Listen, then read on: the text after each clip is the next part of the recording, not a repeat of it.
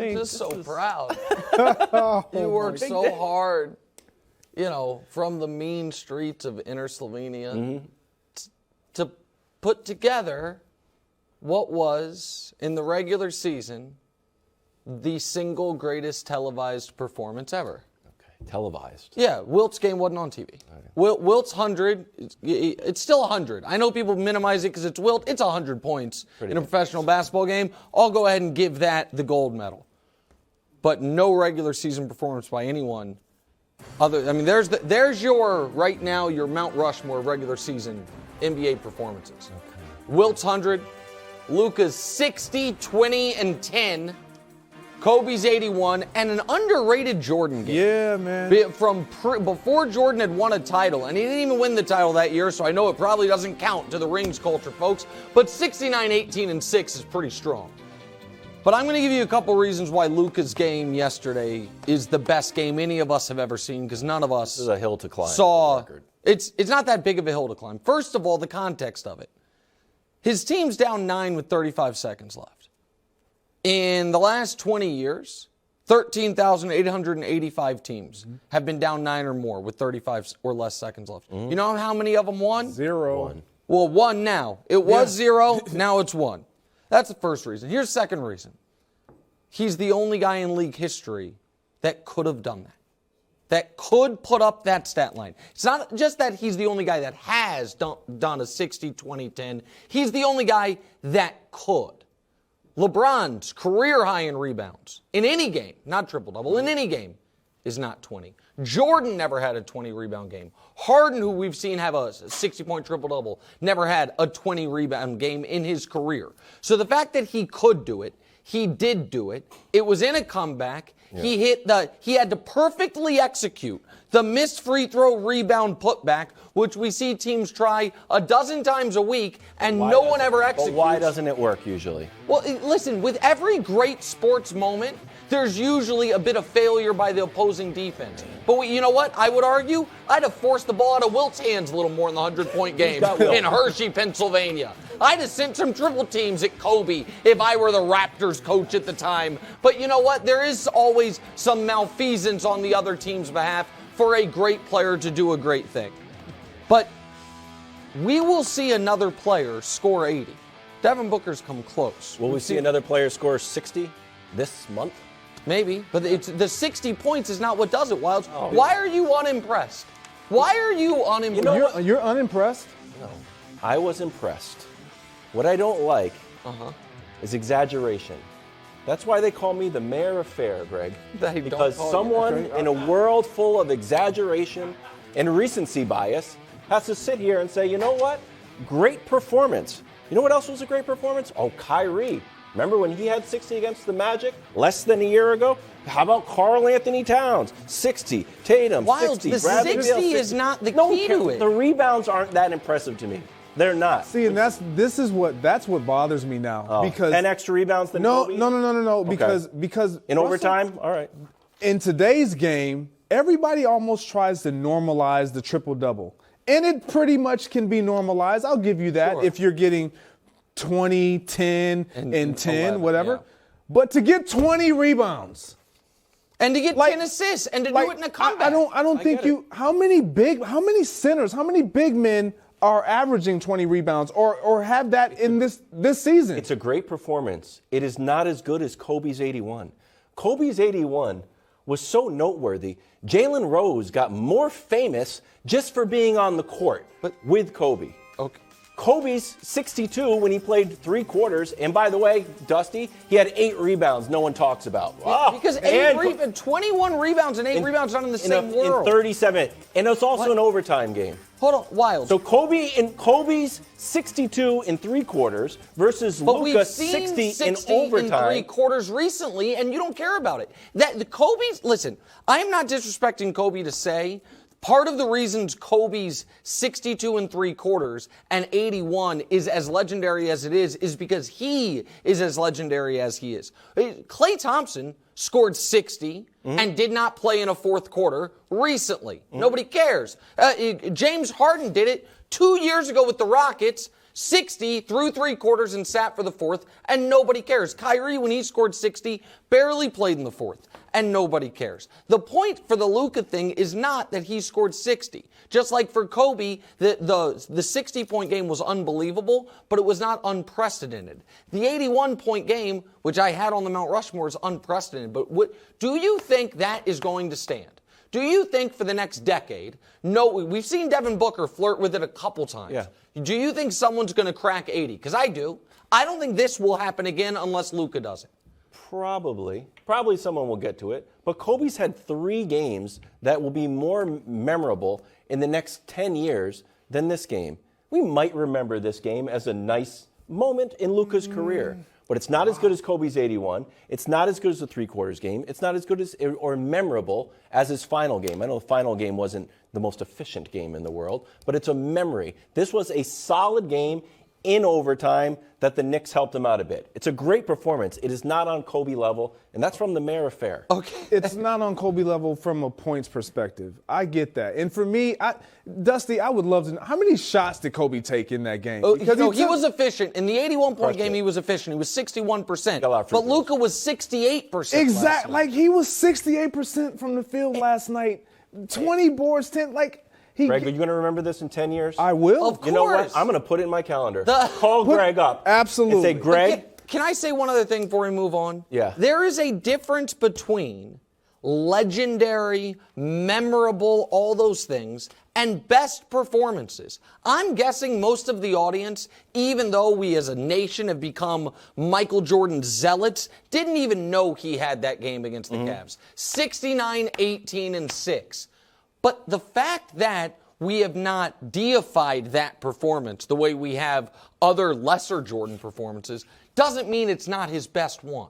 And so the point that I'm making is, if we are being fair graders of what we've seen, what Luka did yesterday is the best regular season performance in modern NBA history. It does not mean it's the most memorable. It does not mean that people are going to deify it the way they have Kobe's. But what he did yesterday is harder than Kobe's 81, more improbable than Kobe's 81, and more unprecedented than Kobe's 81. No one's ever done it. No one has ever. All of the one NBA other guy scored more than 81. Okay, right, which is why Kobe's is third on the list, and this is second on the list, and number 1 on the list is the one other guy. Like, it's like the MVP discussion, is that something can be amazing, but not the very best. Sure. This is the very best regular season performance we've seen in modern basketball history. Yep, I'm sure it will be. It'll stand until someone scores 62 in January. When you do something Devin that Booker no one has Devin ever Booker's done, out. When you do something that Lots no one's of people ever have done it. No one loves ever rebounds. done it. No one loves rebounds. No one has done it. God. You guys, you demanded I put Joker No one loves in the MVP rebounds. race because of a 27 rebound game. 27's a lot of Okay, rebounds. this is 21. 21's a lot in overtime. Okay. You just started the show game. saying we're the show that knows how to box out. So obviously you love rebounds. Exactly. I like rebounds. Right. You know but what, I'm not, Greg? You know what? Point to Gather Greg. around the fireplace, children. Let's look at Luka's rebounds in an He overtime had game. 60, 20, Gather and 10. around. Let me put on my He had stocking cap. 60 points, Tell you a story. 21 rebounds, Most 10 interesting. assists, and a 9-point comeback in the final 30 seconds, which has not been done in recorded NBA history. And you're trying to minimize it. Not minimizing it. Yeah. You are Not definitely Papa, are we watching Kobe's 81? No, son. An overtime victory against the Knicks. What? This is memorable? No, it is, son. Trust me. Gather around. Grab your mother. Okay, here are some tweets from the world at large. Yeah. We are watching greatness. At Luka Dončić. Mark Cuban texting Luka while he's playing. I've never seen anything like that ever. I have. Literally no one has. Yeah, Devin Booker did it. Kevin Walker scored 62. Kevin Durant says that was my career-type performance from Luka tonight. Some video game stuff. Okay. We don't... Guys, he's on the show. We don't need to include these. My large adult Slovenian son having one of the greatest games in NBA history. The take hardened overnight. Can I ask you a question? Sure. It's still one of the greatest. It's one of the two greatest. You would have said the second best. The tweet. Listen, don't be mad that your tweets didn't make the show. I'm not in charge of that. I'm not in charge of that. But does it at all soften your stance a bit that other NBA guys like Kevin Durant seem pretty wowed by what we saw. They're not trying to put qualifiers on it and tear it down. Am I not the mayor of fair? I was wowed by it. You were not. Dusty, can you go through all of Twitter, talk to Elon, and see if anyone other than Nick said it was better than Kobe's 81? Because that's what you are saying. And no one said that. Okay. Nobody. Okay, well, maybe your take. I apologize for having a unique, accurate take, but that is kind of my brand. Oh, wow, I haven't heard that before, and wow, that's smart and clearly Your brand is inarguably correct. Can we move on? Bad take. I am sorry to the audience. And I am not trying He said to. I'm sorry. I am. The next time, I might get a little choked up here. Okay. Billy or Russie score 6 goals in a hockey game. I'm going to come on TV and talk about how much it sucked. How about that? You do this to my son. What's fair for one, fair for the other. Telling you right now. So I thought families were off limits on this show, but evidently not. Also, Billy doesn't play hockey. Oh, okay, sorry. Last night, LeBron beat the frisky Magic. Congratulations, King. Also bubbling up, and this is kind of a story, non-story. LeBron deleted this tweet. I don't know if he deleted it. It's just missing in action now. I can/will not miss the postseason again for my career. This stuff hurts. Okay, back to watching these games. It's from April. Nick, your reaction to LeBron's social media cleanup? Yeah, I don't love it. I don't really believe in deleting tweets. I think that some people have programs that do it, tweet delete. I think you put it out there. If you delete it within 30 seconds of posting it, I'm okay with it. But once it's out there, it's out there. And when you've got, what does LeBron have? 35 million followers.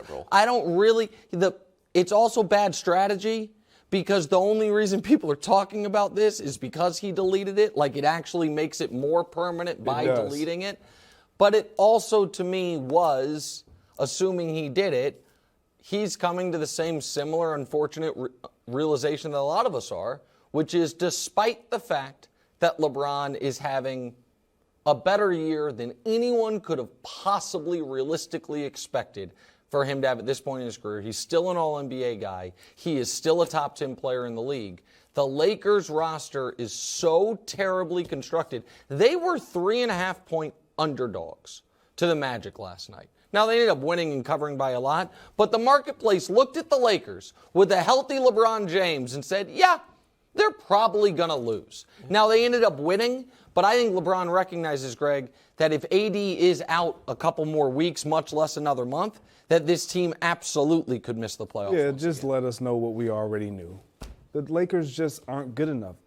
They're not constructed to win in the regular season and definitely not even make the playoffs. And what's frustrating, and I believe I can say this to Nick, what's frustrating to my brother Nick over here is that LeBron, like he just said, he's playing the best ball that he could possibly play. He's playing well. And it just isn't good enough. It's not good enough. When's the last time we've said something like that? Like LeBron is playing the best ball. Right, last year LeBron was hurt and they missed time. Correct.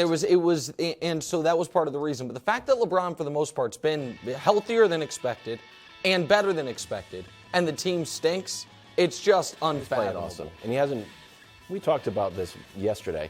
This is the first sign of a little bit of frustration from LeBron, it feels like. He's like, you know what? I'm going to go out and handle business like Pelinka, but can I try to get Buddy Hield. I know we got to move on, but can I say one thing real quick? Because you and I were talking off the air about him signing that extension, why he did it, why he shouldn't have. And I said I don't think he trusted them not to trade him if things went really south, and he wants to break the record in the Lakers uniform. And you said kind of just flippantly, like, where are they going to trade him, like to Orlando or something? And it got me thinking overnight. If you added LeBron to basically any team in the league, would they be better than the Lakers currently are? Great take. Like, when you said Orlando, I'm like, well, I think LeBron, with that, if they didn't have to give up anything for him, they just added LeBron, I'm like, that team be good. They got some shooters. You got Rockets would be good. Thunder would be great. All of those teams. It's like, now I understand the Lakers have Anthony Davis, and with Anthony Davis, it's a totally different thing. But this Lakers team without LeBron is worse than if you just randomly dropped him on literally any other team in the league. They would be more competitive and more interesting than the Lakers are without AD. Come on, Pelinka. It's devastating. Yeah. I mean, we listen. We get to watch the second greatest performance ever. We could watch a year 20 LeBron in the playoffs. Well, get it together. You should keep this show on your DVR. Luka, you were amazing. Thank you, Greg. Grandkids. I'll tell him. We talked about the second greatest. This was one of the greatest segments. Thanks for watching. Subscribe here to get more from the show and to check out clips from other shows on FS1.